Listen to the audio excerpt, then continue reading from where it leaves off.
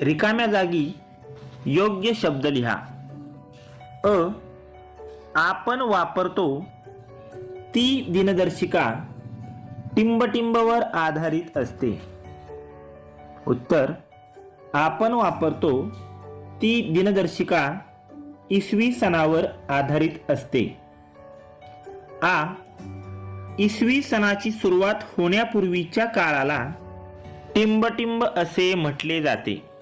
उत्तर: इसवी सणाची सुरुवात होण्यापूर्वीच्या काळाला इसवी सन पूर्व काळ असे म्हटले जाते. प्रश्न दुसरा. प्रत्येकी एका वाक्यात उत्तरे लिहा. कालमापन करण्यासाठी कोणत्या वैज्ञानिक पद्धतींचा वापर केला जातो? उत्तर: कालमापन करण्यासाठी कर्ब 14 विश्लेषण आणि काष्ठवलयांचे विश्लेषण या 2 वैज्ञानिक पद्धतींचा वापर केला जातो. इसवी सणाच्या पहिल्या 100 वर्षाचा काळ कसा लिहिला जातो?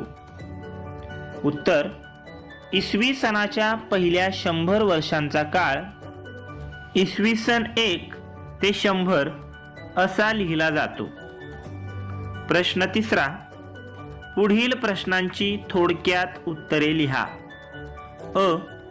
काळाची एकरेखिक विभागणी म्हणजे काय? उत्तर: काळाची विभागणी आपण वार, आठवडा, पंधरवडा, महिना, वर्ष अशी क्रमवार करतो. 100 वर्षाचा काळ म्हणजे शतक, तर 1000 वर्षे संपली की 1 सहस्त्रक पूर्ण होते. काळाच्या अशा विभागणीला एकरेखिक विभागणी असे म्हणतात. एकरेखिक विभागणीत एका पाठोपाठ येणाऱ्या वर्षांची क्रमवार मांडणी केली जाते. कालगणना करण्याची एकके कोणती? उत्तर: कालगणना करण्यासाठी पुढील एकके वापरतात.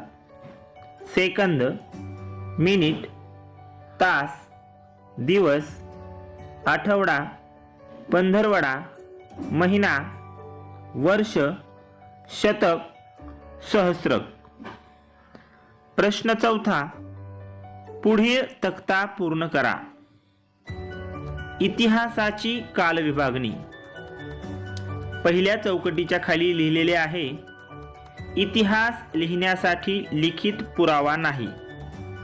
या काळाला प्रागैतिहासिक काळ असे म्हणतात.